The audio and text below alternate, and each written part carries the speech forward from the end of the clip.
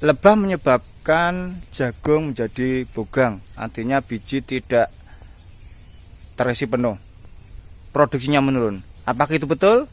Apakah itu penyebabnya dari lebah? Jangan di skip videonya agar tidak gagal paham. Tonton terus Putra Samin Honeybee.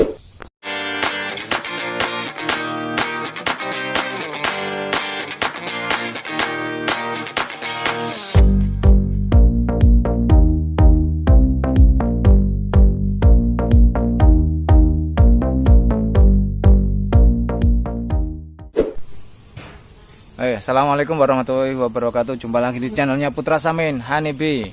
Oke, lama saya ndak upload video, ndak buat video ya. Ini saya buat video baru terkait dengan isu yang baru tentang jagung. Jagung katanya itu bogang itu bijinya nggak terisi penuh, artinya produksinya menurun. Yang disalahkan katanya sih lebah. Oke, kita akan bahas dulu satu persatu tentang lebah. Lebah, beberapa penelitian, beberapa kajian-kajian yang terkait dengan lebah. Lebah secara makanan dia mengambil nektar dari bunga dan tepung sari dari bunga juga. Secara alhasil otomatis di situ ada sistem interaksi antara bunga dan lebah. Kita akan bahas dulu tentang lebahnya. Saya akan ambilkan video tentang lebah saat pengambilan tepung sari. Di situ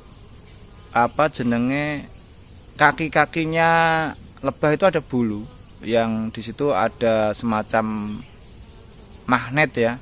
Ketika dia nempel, tepung-tepung itu akan nempel di kakinya. Saya gambar seperti ini.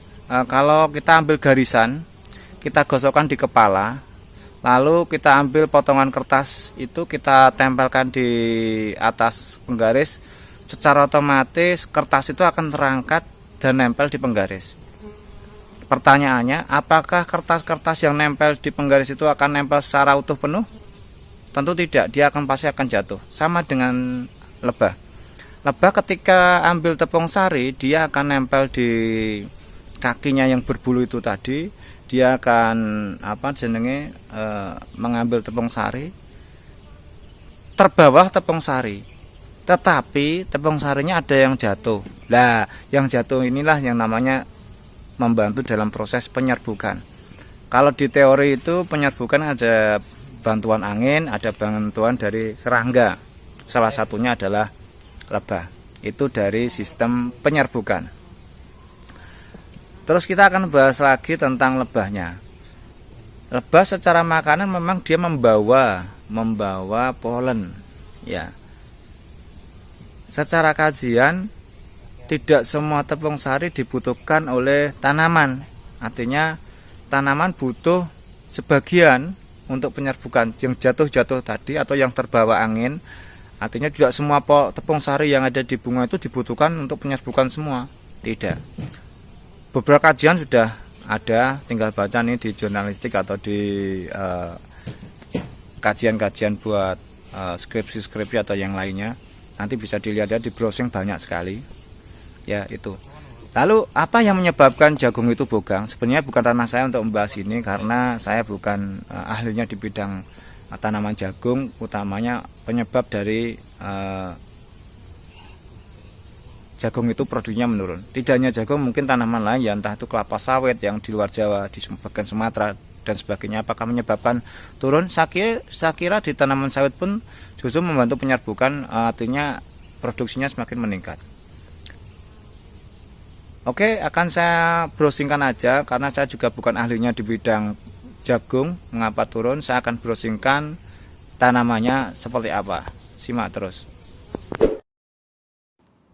Oke, ini saya browsingkan dari web benihpertiwi.co.id. Di sini dia menyebutkan penyebab tongkol jagung bogang. Yang pertama, serbuk sari mati. Penyebabnya bisa karena suhu lingkungan terlalu tinggi atau cuaca ekstrim lebih dari 38 derajat Celcius. Yang kedua, angin terlalu kencang atau tidak ada angin. Akibatnya apa? Serbuk sari tidak jatuh ke rambut tongkol dan bakal biji tidak mendapatkan serbuk sari yang mencukupi. Ini karena tidak ada penyerbukan. Yang ketiga, kekeringan. Tanaman jagung kurang mendapat air atau nutrisi yang cukup. Artinya unsur N atau unsur P, sehingga biji tidak bisa berkembang optimal. Yang keempat, curah hujan yang terlalu deras atau sering sehingga mengurangi serbuk sari yang jatuh ke rambut tongkol. Yang kelima, jarak tanam yang terlalu rapat sehingga menghalangi jatuhnya serbuk sari ke rambut tongkol. Yang keenam, serangan berat hama trip dan apit pada rambut jagung. Baik, itu tadi sedikit penjelasan dari browsing ya, bukan dari saya penjelasannya, tapi dari kajian-kajian yang ada di browsing. Baik itu dipercaya atau tidak, itu adalah hasil dari penelitian atau hasil pemikiran-pemikiran ataupun hasil dari analisa-analisa dari teman-teman semua yang ada di dunia netizen ya, atau peneliti lah, bukan netizen ya. Oke, dari saya sedikit gambaran bahwa lebah secara umum memang membantu dalam proses penyerbukan dan menghasilkan, tentu karena diambil dari alam, dari nektar-nektar dan polen yang berkualitas, tentunya menghasilkan madu-madu yang berkualitas. Semoga madu-madu lebah ini dapat membantu manusia dalam menjaga stamina, mencukupi nutrisi-nutrisi tubuh manusia. Untuk teman-teman semua yang masih membutuhkan madu, membutuhkan tawon-tawon, bisa japri di channelnya Putra Samin, bisa kontak di WA kami di sini, bisa juga Ratu juga kami jual, Ratu Super, buat teman-teman semuanya bisa japri dulu. Terima kasih telah menonton video kami. Jangan lupa subscribe video kami jika suka, like, komen, share bagi yang membutuhkan biar tahu tentang pengetahuan ini. Terima kasih. Salam Lebah Indonesia, salam lestari. Wassalamualaikum warahmatullahi wabarakatuh.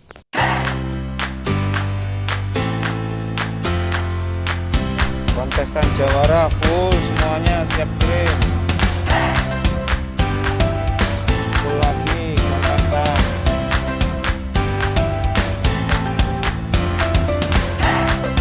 Kontestan lagi.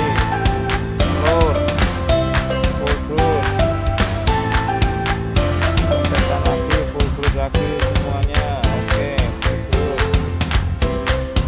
Buat pemirsa semuanya yang mau budidaya bisa. Telur full, telur semuanya, telur semua putih. Dan tujuh disir kami kirim, kalau jarak jauh kita kirim disir. Oke, terima kasih. Selamat berbelanja di kami.